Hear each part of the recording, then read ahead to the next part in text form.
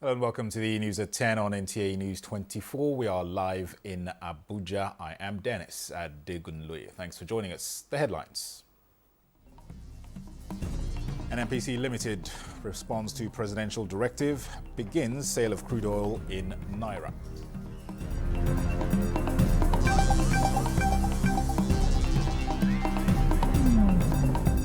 Anglican Primate Henry Ndukuba commends federal government's efforts to engage youths.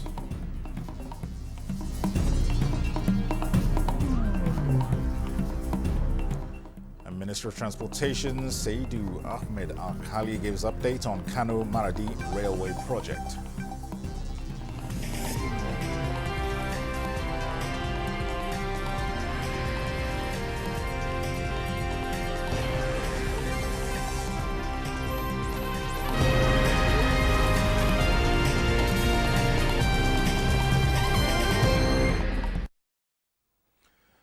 Minister of Finance and Coordinating Minister of the Economy, Wale Edun, says Nigeria has officially commenced the sale of crude oil and refined petroleum products in Naira.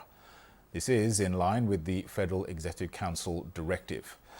The Implementation Committee, which involved critical stakeholders, met and conducted a post-commencement review of the crude oil and refined products sales in Naira initiative, affirming the process. The strategic initiative is a bold step taken by the President Bola Tinubu administration to impact the nation's economy, foster growth, stability, self-sufficiency, and as the country continues to navigate the complexities of global markets, this strategic move positions Nigeria for success in the years to come. Work on the $2 billion Kano Maradi Railway project is progressing steadily with significant completion achieved in various segments. The Minister of Transportation, Saidu Ahmed Al-Khali, and members of the Joint House Committee on Transportation from the Senate and House of Representatives have expressed satisfaction with the quality of work by the contracting firm during an inspection tour. Ladi Bala reports. The Kano Maradi Railway project is gaining momentum. The Minister of Transportation and the Joint Committee of the National Assembly on Transportation have embarked on an oversight visit to assess the progress of the project. The visit aims to evaluate the contracting firm performance and identify areas requiring intervention to fast-track the project. Here, essential materials for the railway are being manufactured. Production of critical components such as sleepers, grippers, and rail nuts is well underway. Current project status indicates topsoil removal 72.2% complete, embankment 38.3% complete, supply for permanent way 28.5% complete, bridges and overbridge structures 4.6% complete. The status of the project, so we already have an advance of the project with more than 35%. We are working in accordance to the plan. Improvement as at the last time I came, all these bridges and culverts were not put in place then. And even the question of compensation that you have addressed to the National Assembly, I have directed the contractor to ensure that they have paid all the compensation along the corridor. A lot of earthwork being done, a lot of concrete work is equally being done. And we are even surprised that many men and materials are maintained at the site. And it shows that the company is really very serious. Everybody seems to be impressed with what they've seen today. It's really major infrastructure. The progress seems to be very solid. The $1.9 billion project, equivalent to 400 billion naira, is fully funded by the contracting firm, with the Nigerian government contributing 15% through appropriation. Completion is expected by 2026 in Abuja. Ladibala, NTA. Troops of the Nigerian Armed Forces have rescued 96 kidnapped victims and eliminated 118 terrorists and arrested 97. The Director, Defense Media Operations, Major General Edward Buba, says troops in the South-South region of the country also recovered 87 assorted weapons and 2,244 assorted ammunition within the last 7 days. The Defence Headquarters assures that the armed forces will continue to develop strategies to defend the country and protect citizens from security threats. Senate President Godswill Akpabio is suing for peace and unity in Akwa Ibom State, describing the local government elections as the bedrock of all elections for any political setting. The President of the Senate was speaking in his country home, Ukana. The need for us to deepen democracy by allowing democracy to work. If democracy does not work at the grassroots level, which is the local government, then it means that development will never trickle down to the common man, because this is the closest administration to the common people in the society. So if we are able to make the local governments to work, automatically means that more dividends of democracy will get to the people at the grassroots level. Akpabio expressed optimism in the autonomy of the local government councils and hopes for better days in grassroots administration.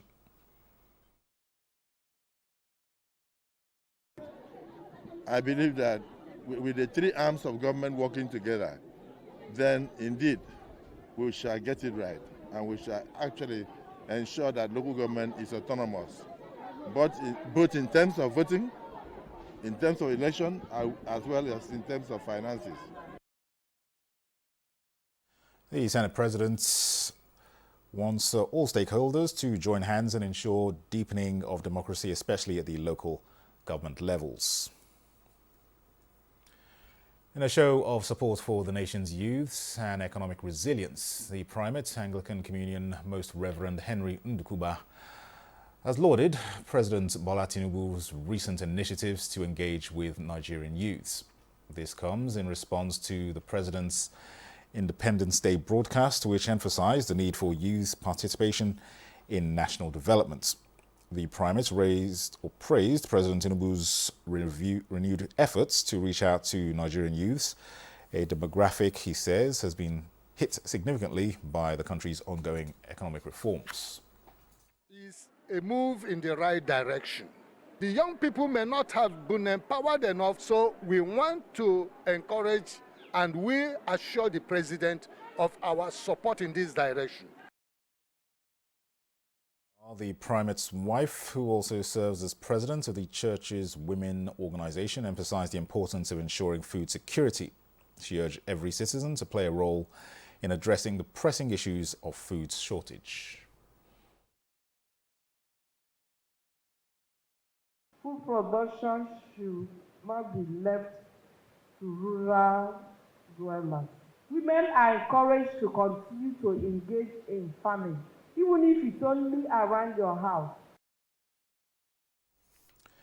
The church's leadership messages align with the government's efforts to stabilize the economy and enhance social welfare.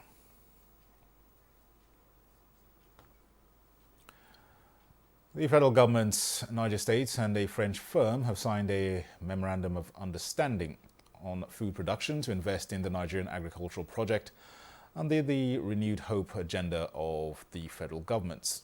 Musa Baba Ali reports that the federal and Niger State governments also signed a multi-billion naira agreements for the cultivation of a variety of crops during the upcoming dry season farming activities. This is an agreement signed between Niger State government and the federal government agency with the aim of scaling up food production in the country. Niger State will make 100,000 hectares of land available for the cultivation of variety of crops in the upcoming dry season farming activities. Both parties will provide 5 billion naira for the initiative, with Niger State supplying incentives and farming equipment for the project. We can reassure you that the pilot scheme for 10,000 hectares, we're going to scale it up. We're going to start with the 50,000. So we'll prepare 50,000 hectares and give to you. I'll give to the partners from the French to come in. Again, Niger State government can match any fund that is coming from NAF, the National Agricultural Development Fund. In addition, the Executive Secretary of the Agricultural Development Trust Fund disclosed that a French firm has expressed interest in investing in the Nigerian food security project. The intention of the program they want to do is essentially to bring technology transfer, what they have in the advanced worlds, to come in and teach our farmers and ensure that we develop into a proper commercial agricultural setting. The ticket sizes they are looking at would range from $3 to $5 million, and we have chosen that Niger State and Cross River states, to have some balance of the type of crops they are doing, are the states that we are going to. The mandate of the agency includes intervention and coordinating international donor funding towards agriculture in the country. In Abuja, Musa Baba Aliyu, NTA News. Meanwhile, the Ekiti State Governor Biodun Oyebanji wants local government chairmen across the state to key into his farming initiatives aimed at re-engaging youths in agriculture for food security and sufficiency. This was during an inspection tour of farm settlements under his Bring Back the Youth into Agriculture program. Olukemi Sani reports. Oyebanji, who had visited Okiako, Iyemero, Igede farm settlements as well as Ekporo, Emure, Ikere, Aramoko and Ero farm settlements, where he monitored the young farmers who are participating in one of the agricultural initiatives of his government titled Bring Back the Youth in Agriculture. The governor disclosed that the lands being cultivated for the farming program in Ekiti were initially cleared by Chief Obafemi Awolowo for the same purpose during the regional government era, emphasizing the need for people to revisit the late-stage plans for agriculture in the southwest. The governor said he is determined to invest massively in agriculture as a form of empowerment for the youth to ensure food security and drive industrialization. We want to bring in a lot of our youth into this space so that we produce enough for Ekiti people, and from the surplus we are able to export.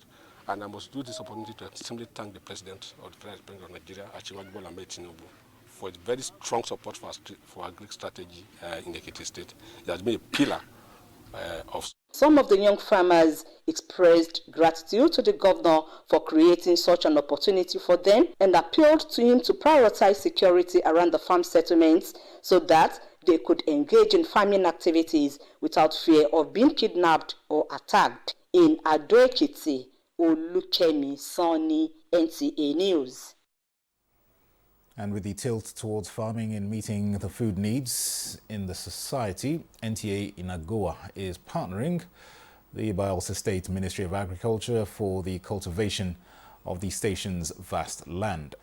General Manager NTA Inagoa, Dauji White, who received the State Commissioner for Agriculture on an assessment visit to NTA, says the vision of the ministry is to turn every available land to farms in order to boost food production in the state. Aya Prezi reports. Food security is a major key to national development as it takes well-fed and healthy citizenry to contribute to nation building. This explains the necessity of farming as a veritable tool for food production and security. Conscious of the Prosperity Administration's vision of assured hope, which has agriculture as one of the pillars, NTA Yenagoa management team, led by Dauji White, sought partnership with the State Ministry of Agriculture for the meaningful cultivation of the station's vast land to boost food production and attain sufficiency. I'm looking at rice farming and also aquaculture, fishing because the terrain will be very, very useful. Bayelsa State Commissioner for Agriculture, Professor Beke Sese, on a tour of the land, expressed satisfaction with its agricultural potential and promises to make the necessary investments in line with the vision of the Prosperity Administration to enhance food production in Bayelsa State. I've taken time to look at the land, and my engineers have told me we can use the place. So we'll go back and do a proper assessment. We must respect government funds. We must also respect the professionalism of agriculture. The Ministry of Agriculture and Natural Resources is a professional ministry, so we must do things professionally. The commissioner, who assures genuine farmers of necessary support, however, reiterates the fact that portfolio farmers have no place in the plan of the state government. In Yenagoa, Aya, Brazil, NG News. This is the news at 10 on NTA News 24. We'll take a break. More reports in a moment. Stay with us.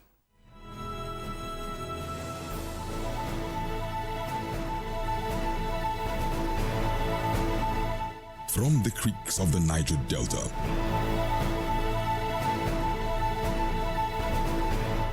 to the breathtaking scenery of the plateau, in noonday and nighttime, we set out to bring to you captivating stories that evoke your emotions. For fascinating documentaries and reports on day-to-day issues with expert analysis, tune in to NTA News 24, DSTV Channel 419, GoTV Channel 26, StarTimes Channel 101 and 433, and Free TV Channel 703.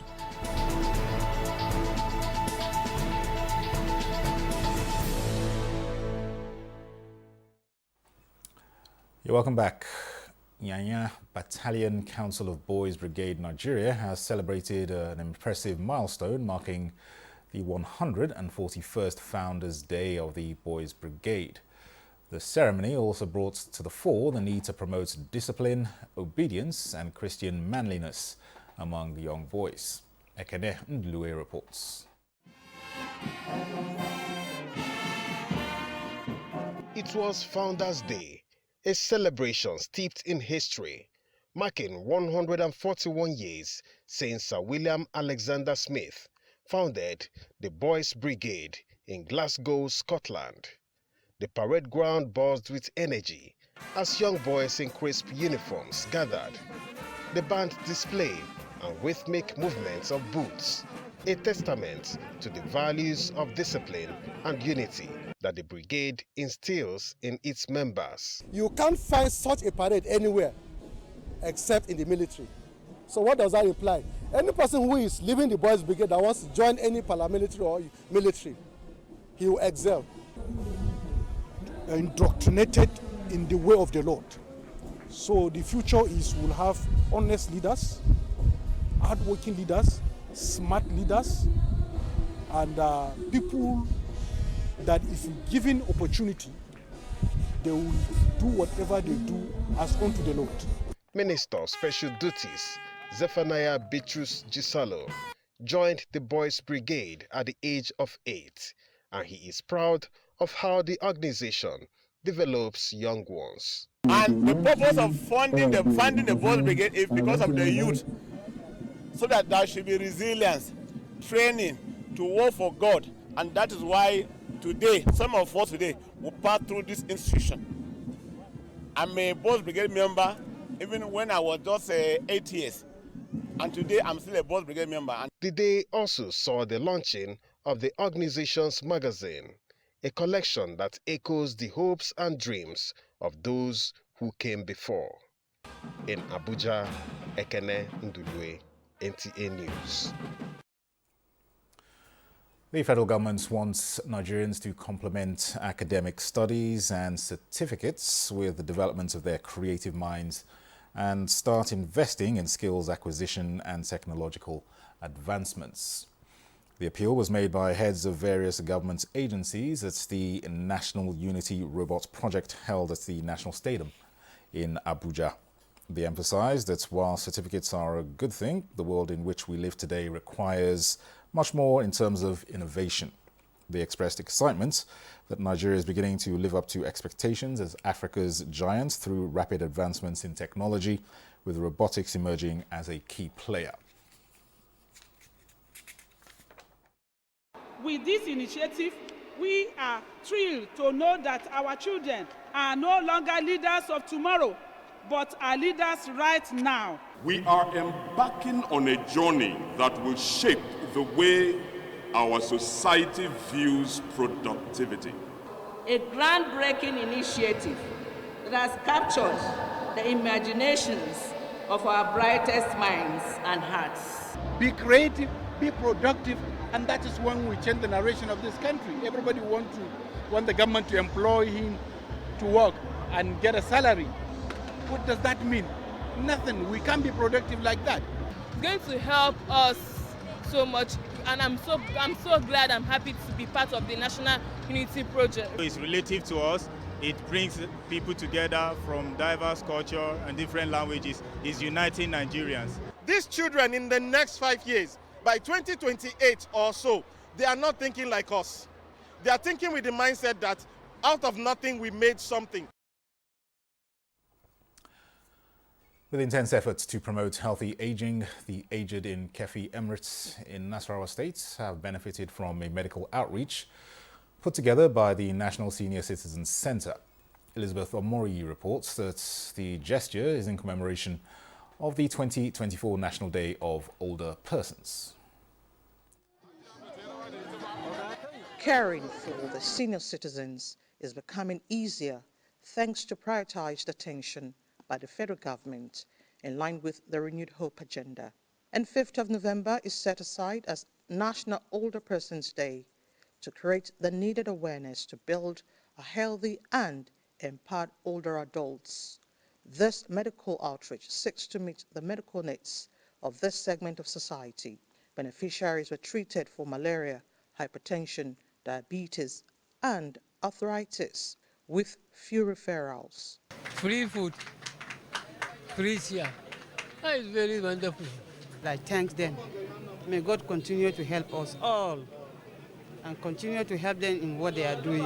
The NSCC boss and other partners explained that there is the need for intersectoral action for healthy aging. Dignity is gained by accessing care and support services, especially where their functional capacity declines. So what you have seen here today is coming to promote healthy aging. We started because we know that once you are above the age of 65, the NHIS doesn't cover you anymore. Aside consultations and lectures on healthy living, assistive devices were distributed to the elderly within the Emirates. Elizabeth Omori, NTA News. Here's the news at 10 on NTA News 24. Here's a recap of our major stories. An NPC Limited response to presidential directive begins sale of crude oil in Naira.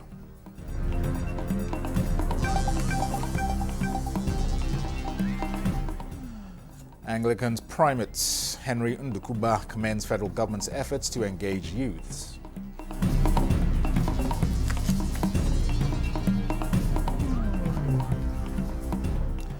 And Minister of Transportation Saidu Ahmed Al-Khali gives updates on Kano Maradi Railway project.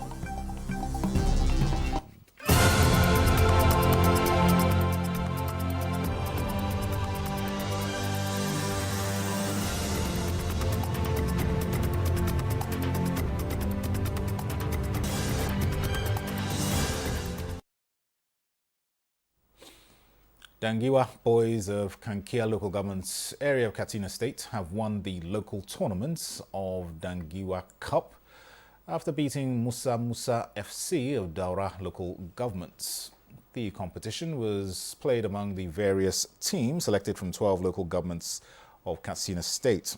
The match was decided by penalties after the two teams played a 1-1 draw. Dangiwa team won the shootout 4-2.